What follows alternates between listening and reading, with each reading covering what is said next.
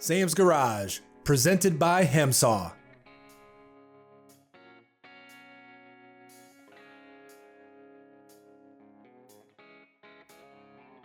Sam and Doug prepared to remove the factory engine from the 57 Ford Thunderbird. They plan to sell the original engine and before doing so, run a few tests to ensure it's in tip-top condition. The guys have a few tricks up their sleeve to easily identify any internal issues. Doug and I are getting ready to pull the engine out of the 57 Thunderbird because we're going to be doing a coyote swap. But we want to sell this powertrain to someone in case they want to do a restoration. So before we do, we want to make sure it's sound in compression. Yeah, we want to make sure that whoever gets this motor gets a real good solid motor. This way, they know exactly what they're getting. You know, with parts scarce today, this is a nice setup with the new transmission, that QuickTime bell housing, and that engine runs good. So someone's going to get a good deal in this case.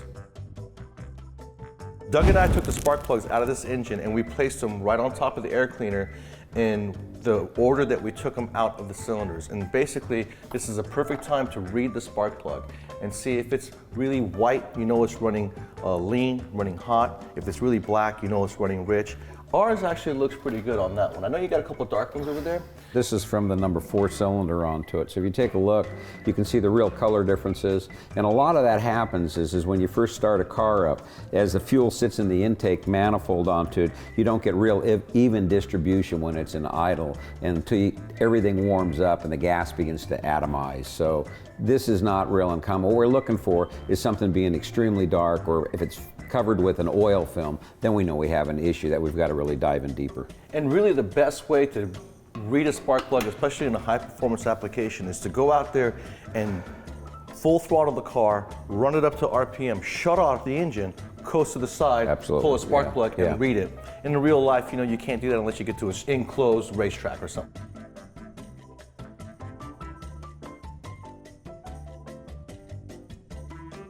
First one in the hole, I'm going to go to the starter solenoid right here. I'm going to turn it over at least 5 times.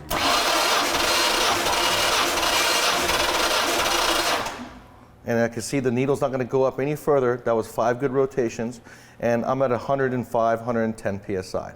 When it comes to a compression test, you know, there is certain specs of numbers you have to be in. The engine's temperature really matters because if it's cold, you're going to have a different number than if it's hot. But you're really looking for a balance of numbers across the board and stay within 15 to 20%. When you're running a compression check, you're not actually firing the motor. And the way rings are made, that when that engine fires and that gas explodes, what it does is it takes those rings and it forces them out. So it makes a difference when you're doing a compression check. Am I leaking by the valves? Am I leaking by the rings? When you're going from one cylinder to the next, release the air on your tool so that you're starting off at 0.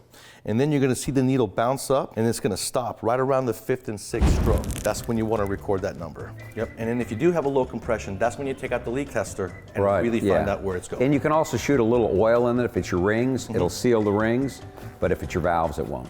So what you want to do is you want to put oil into the cylinder, roughly a cap full, and if the numbers raise up, then you know you have bad rings. If the numbers stay the same, then you know that the air is most likely going past the valves.